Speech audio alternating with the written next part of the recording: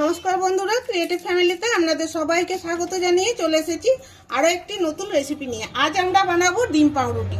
ডিম পাউরুটি বানানোর জন্য এখানে আমি ফাটিয়ে নিয়ে নিচ্ছি। এখানে আমি 5টে ডিম ফাটিয়ে নিয়েছি, তবে আমি আমাদের পরিমাণ মতো করে নিয়েছি, আপনারা আপনাদের পরিমাণ মতো করে নেবেন। এখানে আমি নিয়েছি পেঁয়াজ, টমেটো, ক্যাপসিকাম, ধনেপাতা, কাঁচা লঙ্কা। ঝালটা আপনারা পছন্দ মতো করে দিবেন। এগুলো দিয়ে দিচ্ছি। যেরকম আমি ডিম নিয়েছি সেরকম পরিমাণ মতো করে এই জিনিসগুলো আমি নিয়েছি। আপনারা যদি আরও কিছু সবজি খেতে পছন্দ করেন তাহলে আপনারা দিতে পারেন, যেমন একটু গাজর দিতে পারেন, একটু ফুলকপি থাকলে ফুলকপিও দিতে পারেন, একটু বাঁধাকপিও দিতে পারেন, বিট খেতে পছন্দ করলে বিটও দিতে পারেন। তবে বিট দিলে বিটের পরিমাণটা একটু কম দিবেন। এবার দিয়ে দিচ্ছি স্বাদ মতো নুন,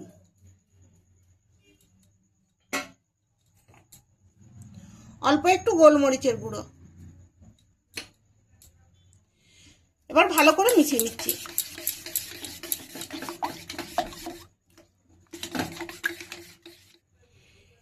এখানে আমি পাউরুটি নিয়েছি পরিমাণ মতো। এখানে নিয়েছি একটু টমেটো সস আর গ্রিন চিলি সস, এই দুটোকে মিশিয়ে নিচ্ছি।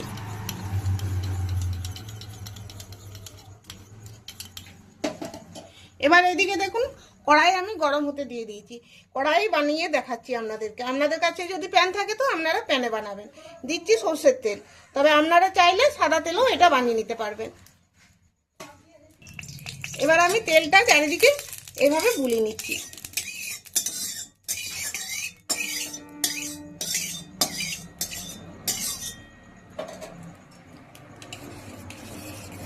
এবার যে ডিমটা আমি রেডি করে রেখেছি এখান থেকে কিছুটা আমি কড়াইয়ের মধ্যে ঢেলে দিচ্ছি।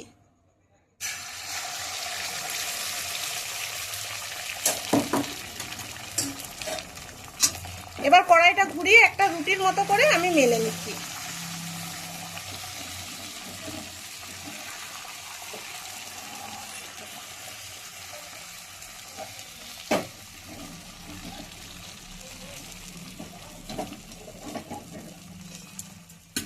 এবার মাঝখানে এই পেঁয়াজ টমেটো জড়ো হয়ে গেছে, এগুলো আমি আস্তে আস্তে এভাবে ধারের দিকে করে দিচ্ছি যাতে সব দিকটাই সমান থাকে।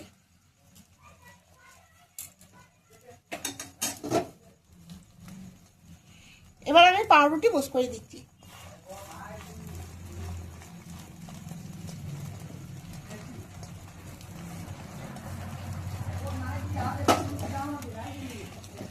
এবার গ্যাসের আঁচটাকে কম রেখে এটা আমি কিছুক্ষণ হতে দিচ্ছি, কারণ ডিমটা এখন উপর দিকটা কাঁচা আছে। এবার আমি মাঝ বরাবর এইভাবে কেটে নিচ্ছি। এই ধারগুলোকে কেটে দিচ্ছি।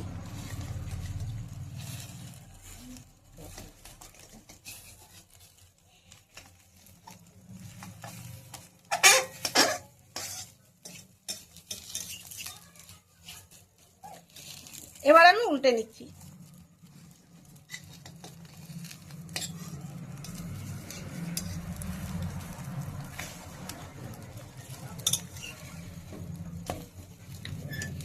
হালকা আছে পাউরুটির এই পিঠটা তলার দিকটা ভালো করে ভেজে নিচ্ছি। এবার আর আমি তেল দেবো না, কড়াইয়ের গায়ে যে তেলটা আছে সেই তেলটাতে এটা ভাজা হয়ে যাবে।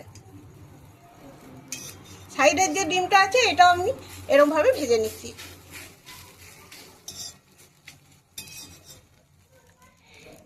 এটা রেডি হয়ে গেছে, এবার নামিয়ে নিচ্ছি।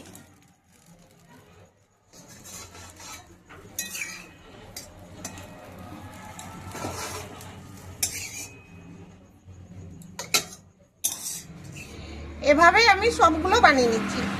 আবারও অল্প করে আমি কড়াইয়ে তেল দিলাম, তেলটা এইভাবে চারিদিকে বুলিয়ে নিচ্ছি।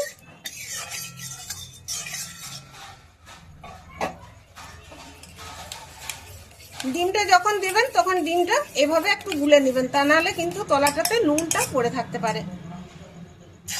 আবার আমি কিছুটা দিয়ে দিচ্ছি।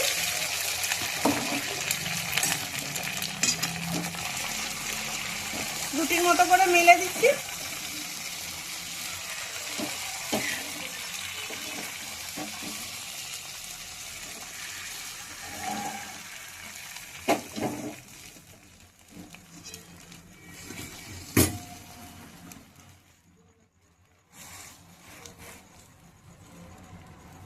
এভাবে আমি বানিয়ে নিচ্ছি সবগুলো। ডিম পাউরুটিগুলো সবগুলোই তৈরি করে নিয়েছি। এবার দেখুন পাউরুটিটা উল্টা দিকে এভাবে আমি করে নিচ্ছি।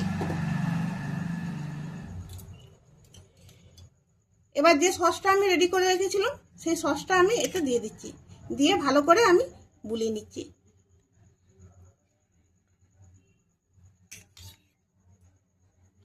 এভাবে বানিয়ে খেয়ে দেখবেন, দারুণ লাগবে খেতে। আর এই রেসিপিটা আপনারা টিফিন হিসাবে বাচ্চাদের টিফিনেও দিতে পারেন, আবার সন্ধ্যাবেলায় স্ন্যাক হিসাবেও বানিয়ে এটা খেতে পারবেন। ছোট বড় এটা সবারই খুব পছন্দ লাগবে। আজকের এই রেসিপির ভিডিওটি ভালো লাগলে লাইক শেয়ার কমেন্ট করবেন, চ্যানেলটিকে সাবস্ক্রাইব করে আমাদেরকে সাপোর্ট করবেন। উপরের থেকে একটু গোলমরিচের গুঁড়ো দিয়ে দিলাম। এবার আমি কোনাকুনি ভাবে কেটে নিচ্ছি।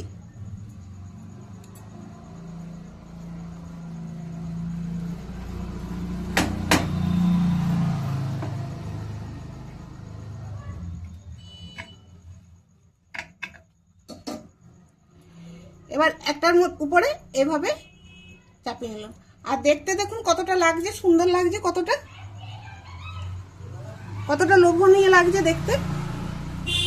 খেতে তো দারুণ লাগবেই। তো বন্ধুরা একবার এইভাবে আপনারাও বাড়িতে বানিয়ে খেয়ে দেখুন।